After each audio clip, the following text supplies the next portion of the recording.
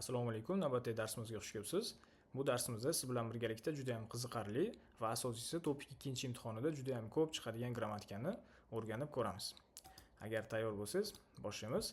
E'tibor berganingizdek, fe'l so'z turkumiga qo'shiladigan avoponika grammatikasi nima uchun kasini qavs qo'yib qo'ygan? Sababi grammatikamizni qisqartirib, avoponik ko'rinishda ham juda ham ko'p foydalanishadi. Biz bu grammatikani o'zbek tiliga b ko'rgan edim ko'rinishda tarjima qilsak bo'ladi. Mana bu ovqat yeb ko'rgan edim, bu joyga borib ko'rgan edim ko'rinishda barcha shaxslarga foydalansangiz bo'ladi. Keling, hozir mana shu tarjima bo'yicha misollar ko'ramiz va darsimiz davomida qoidalarga ham aniq to'xtalib chiqamiz. Chunchoni kapunika otdes so'yo. Mana grammatikamiz ishlatilyapti kada so'zi bilan. Chunchonga borib ko'rgan edingiz. Qanday bo'ldi? Kyungchido arimtapko mishikto mashisos so'yo. Manzarasi ham chiroyli, ovqatlari ham mazali edi, deyapti. Grammatikamiz mana kaponika borib ko'rgan edingiz. O'zingizga nisbatan ishlatadigan bo'lsangiz borib ko'rgan edim. Barcha shaxslarda tarjimani biroz oxirgi qismini to'g'rilab turib foydalansangiz bo'ladi. Grammatikamiz qachon ishlatamiz? Keling endi to'liq qoidalarga to'xtalamiz. Avoponika grammatikamiz Kyongomu ke kyongome tian singagina algetuen sashiril pyoxinaltesinda. Birorta ish harakatni tajriba qilib ko'rasiz, birorta narsani tajriba qilib ko'rasiz va mana shu tajriba qilganingizdan keyingi o'zingizni fikrlaringizni, bilib olgan faktlaringizni, bilib olgan ma'lumotlaringizni ifodalayotgan paytda foydalansangiz bo'ladi. Bu grammatikamiz berilgan qoidasi. Keling, men endi sizga grammatikamiz tarkibini biroz tushuntirib bermoqchiman. Bu yerda biz boshlanish darajasida o'rgangan avopoda grammatikasi bor. Bu grammatikamiz tajriba, ko'ngomni bildiradi.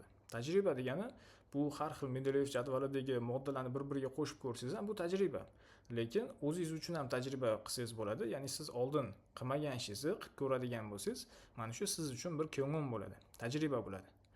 Bu yerda unika grammatikasi qo'shilyapti unga. Unika grammatikasini biz o'rganganmiz sababli ko'rinishda. U birinchi ma'nosi edi. Grammatikamizda ikkita ma'nosi bor. Unika grammatikasi ikkinchi ma'nosi ham. Ikkinchi ma'nosida bu grammatika gan edim deb tarjima qilinadi yoki gan edi deb tarjima qilsangiz ham bo'ladi. Qachon ishlatamiz desiz, bir ishni qilishdan oldin bilmagandingiz, qilgandan keyin bilib oldingiz. Unika grammatikasi mana shu paytda ham ishlatiladi. Masalan, uyga borgan edim deydigan bo'lsangiz, chibe kanika amudo obsosoyo. Hech kim yo'q edi. Demak, tushunishimiz kerakki, siz uyga borishdan oldin uyda hech kim yo'qligini bilmagandingiz. Borgandan keyin bilib oldingiz. Ya'ni bir ishni qilishdan oldin bilmagandingiz, qilgandan keyin bilib oldingiz. Unika grammatikasini xuddi mana shu paytda ham foydalansangiz bo'ladi. Endi bu ikki grammatika bir-biriga qo'shilyapti. Ya'ni tajriba bilan qilishdan oldin bilmagandingiz, qilgandan keyin bilib oldingiz degan grammatika qo'shilyapti. Ya'ni siz oldin bir bajarib ko'rmagan ishingizni qilib ko'rdingiz. Qilib ko'rishdan oldin u qanday bo'lishini bilmagandingiz, qilib ko'rgandan keyin o'zingiz uchun xulosalar chiqarib oldingiz. Endi mana shu bilib olgan narsalaringizni ifodalab berayotganda, boshqalarga aytayotgan paytda avoponika grammatikasidan foydalansangiz bo'ladi. Men mana shu ishni qilib ko'rgan edim, buni yeb ko'rgan edim, ichib ko'rgan edim, borib ko'rgan edim. Siz u joyga birinchi marta borib ko'rdingiz, birinchi marta qilib ko'rdingiz shu ishni, avopoda beryapti buni. Va u yerda kutilmagan sizga yangilik nimadir bo'ldi. Buni unika grammatikasi beryapti. Grammatikamiz aynan mana shunaqa ma'noda foydalansangiz bo'ladi. Foydalanishi to'ngsa, ya'ni faqat fe'l so'z turkumlari bilan ishlatamiz. Avo bilan boshlangan grammatikalarni bilasizlar. Oxirgi unli harfiga qarab foydalanishimiz kerak bo'ladi, patchimlarga qaramaydi. Kada bo'ladigan bo'lsa, kapunika, borib ko'rgan edim. Mogopunika bo'ladigan bo'lsa, yeb ko'rgan edim. Ko'rinishda tarjima qilsangiz bo'ladi. Keling, yana qo'shimcha misol o'qiymiz. Hozirgi aytgan qoidalarimizni gaplar bilan tushunishga harakat qilib ko'ramiz. Pumonimga torojoso xunja sarapunika himdiroyo. Ota-onam bilan torojida so'zini endi har xil yiqilish, tushib ketish ma'nolari bor. Aynan uzoqlashish, uzoq degan ma'noda ham ketadi. Ya'ni ota-onamdan uzoqda yolg'iz yashab ko'rgan edim, qiyin ekan, qiynaldim deyapti. Biz hozir nima tushunishimiz kerak? Bu yerda u yolg'iz yashab ko'rmagan ota-onasidan uzoqda. Birinchi marta o'zi uchun mana shu tajribani qilib ko'rdi. Va nima bilib oldi? U qiynaldi. Qiynalaman deb o'ylaganmidi? Yo'q. O'zi alohida yashab ko'rdi uzoqda, keyin bilib oldi qiyinligini. Mana shunday mazmunlarni hammasini o'zining ichiga olgan. Navbatdagisi ham chal singa kayponika ne mari tilning o'qatdayo. Yaxshilab o'ylab ko'rgandim, meni gapim noto'g'riga o'xshadi, deyapti. Demak, men bu yaxshilab o'ylab ko'rdi avval, keyin o'zi uchun bir xulosaga keldi. Yoki-da pulkogeril mandroponika singak poda kandanessoyo. Pulkogi tayyorlab ko'rgan edim, o'ylaganimdan ko'ra oddiy bo'ldi, deyapti. Oson bo'ldi demoqchi. Ya'ni bu odam oldin pulkogi tayyorlab ko'rmagan ekan. Hozir birinchi marta tayyorlab ko'rdi va o'zi uchun yangi xulosa chiqarib oldi. O'ylaganidan ko'ra ancha oson ekan. buni bajarib tayyorlab ko'rishdan oldin bilmagandi. Mana shunday ma'noda tushunsangiz bo'ladi. Keling endi qo'shimcha yana misollar ko'ramizda, keyin qoidalarni ham oxiriga yetkazib qo'yamiz. Mitsushi Mannapunika cho'un saramin yo'q kattayu.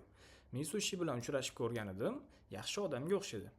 Bilishimiz kerak, uchrashishdan oldin uni yaxshi odammi yo'qmi bilmagandi, uchrashgandan keyin bilib oldi. Kechegil ilgopunika Singapurda chemisosoyo. U kitobni o'qib ko'rgan edim, o'ylaganimdan ko'ra qiziqarli edi, deyapti. Shu ishni o'zi uchun tajriba qilib ko'rdi va xulosada o'zi uchun yangi ma'lumotni bilib oldi. Sibanshiyaga chonvay punika kamgiye kolyoso appideyo. Sibunga telefon o'qib ko'rgan edim, shamollab qolib, kasalman deb aytdi. Ko'rinishda tarjima qilsangiz bo'ladi. O'ylaymanki, grammatikamiz sizga tushunarli bo'lyapti. Keling, men sizga uyga vazifa og'zaki bajariladiganlarini tushuntirib beraman. Bu yerda biz rasmlarga qarab gaplar tuzishimiz kerak bo'ladi. Masalan, mana tokbukki haqida gap ketyapti. Tokbukki mogo passoyo, tokbukki yeb ko'rdingizmi? Mashiyotdesoyo, ta'mi qanaqa ekan? Aytyapti, tokbukki mogo punika, men tokbukki yeb ko'rgan edim. Mekomagu mashisosoyo. Mekomada degani biroz achchiq degani, ya'ni achchiqroq, yoqimli darajada achchiq bo'ladi-yu. Yetarli darajada, ya'ni biroz achchiqroq va mazali ekan, mazali edi, deyapti. Demak, yeyishdan oldin bilmaganda, yegandan keyin bilib oldi mana. Mana shunday ma'noda tushunsangiz bo'ladi. Siz ham qolganlarni qilib ko'rishingiz kerak. Masalan, hanbok kiyib ko'rgan edim. Kyongju yok ekan mana. Kyongju yokka borib ko'rgan edim. Balandlikdan sakrab ponji jompi qilib ko'rgandim. Bu sauna. Chimchilbanga borib ko'rgan edim. Mana bunaqa ishlar bo'ldi. Ko'rinishda gapingizni keyin davom ettirib ketishingiz kerak bo'ladi. Albatta, grammatikamizni og'zaki usulda foydalanayotgan paytingizda kasm chiqarib turib, aoponi, hambogil iboponi ko'rinishda ham albatta foydalanib ko'ring. Keling, endi qoidalarimizga ham oxiriga yetkazib qo'yamiz. Tongsa poday kyonguyinin papunikka hyongte poda punikkae hyongtero ma'nosida. Endi grammatikamizni poda so'zi bilan bir narsani men ko'rgan edim demoqchi bo'lsangiz, odatda bu grammatikamiz qo'shib papunikka qilib ishlatgandan ko'ra asosan punikka ko'rinishda tez-tez ishlatilar ekan.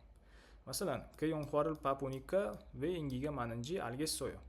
U kinoni tomosha qilib ko'rgan edim, ya'ni ko'rib ko'rgandim, nimaga mashhurligini tushunib oldim, deyapti. Papunikka bo'lsa ko'rib ko'rgan edim bo'lib qoladi.